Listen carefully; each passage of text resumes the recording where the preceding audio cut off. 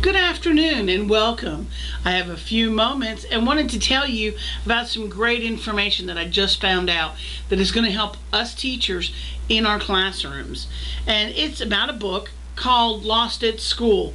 Doesn't sound like much, and you wonder, with a title like that, what do you mean? Well, Dr. Ross W. Greene is the author of this book, and what he's done is he has allowed us to have an insight into a relationship between a student and a teacher and a three-plan process. Now, I know that has a lot of you asking a lot of questions right now, but hold on, I'm going to answer them. And one of the things I want you to keep in the back of your mind is, remember, Rome wasn't built in a day. But Dr. Greene goes through and we get to meet Tommy, who is a third grade student, frustrated in class, very withdrawn, head down. We know the signs that we see in our classrooms with students similar to Tommy. And the teacher is a 2-year teacher. It's her second year teaching. She's a little frustrated. She doesn't know how to reach Tommy. And the scenario starts in the first part of the book where the teacher asks Tommy a question, and she's at the front of the class like we all are. Tommy, do you not understand the assignment? Tommy's head, he shakes his head and refuses to answer. She steps closer to Tommy and asks the question again. Tommy again says, I don't want to do it, and refuses the instruction. In the process, the assistant principal is passing by the room and looks at the new teacher and asks how she's doing and does she need anything, because he'd been listening to Tommy's responses. Well, when Tommy is questioned as to why he didn't respond to his teacher, Tommy bolts up, gets angry, frustrated, explodes with emotion, runs out of the classroom. In turn ensues what we would normally see in a movie as a comedy skit of student running, teacher running, gym teacher running after the student, administrator running after the student. Everybody's chasing this poor kid. Well, the thing is that Tommy's lag skills in communication have never really been developed for him to be able to take his feelings and form them into a thought to be able to express what is wrong.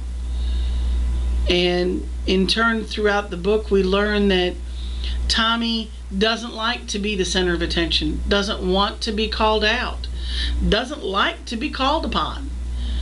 And what we learn is Dr. Ross Greene was the school psychologist in this story, where he came up with a plan, and it's called the B plan. There were 3 plans, and in the book he illustrates all 3 plans. Plan A is our dominant presence in the classroom. We expect a certain behavior and will accept nothing less. And then, of course, Plan C is the behavior that we are just tired of dealing with kids like Tommy. And what happens with that is that Tommy gets left behind. Tommy gets lost in the shuffle and falls through the cracks because nobody took the time to work with Tommy. Not anybody's fault, just a lack of communication from all parties involved. But the best plan for Tommy is Plan B. And Plan B is where Tommy and his teacher got together. They simplified the problem, they discussed it. The teacher set up a time when it was fine for Tommy. Since Tommy's issue was he didn't want to be singled out in front of his classmates, the teacher said, well, Tommy, can your mom bring you in at 7:30 in the morning? And how about if we talk about it before the kids get here? And I'll make sure we're done before the buses let out and the kids start coming in, so you can be up there when the buses come in. Okay. And they worked that out. And then what they found out is that Tommy and the teacher worked out a plan where when Tommy didn't understand the assignment, he would just quietly set his book on the corner of the desk and he would pull out homework and aids that the teacher had given him for when this happens. That would keep him working quietly while the other students were working on the assignment, and then he could meet with the teacher after class and even before school for the teacher to help him and send the work home with him so that his mom and he could work on it together at home to help Tommy understand it. Now, I'm not going to give you all the answers, and I'm not going to tell you how the book ends, but I can tell you this. It is a great book, and for Tommy, and in my case for Tyler, it worked out really, really well. And Tyler is now a straight A student, but he had to learn how to communicate first. So I want to encourage you to get this book. It's called Lost at School, and again, the author is Dr. Ross W. Greene.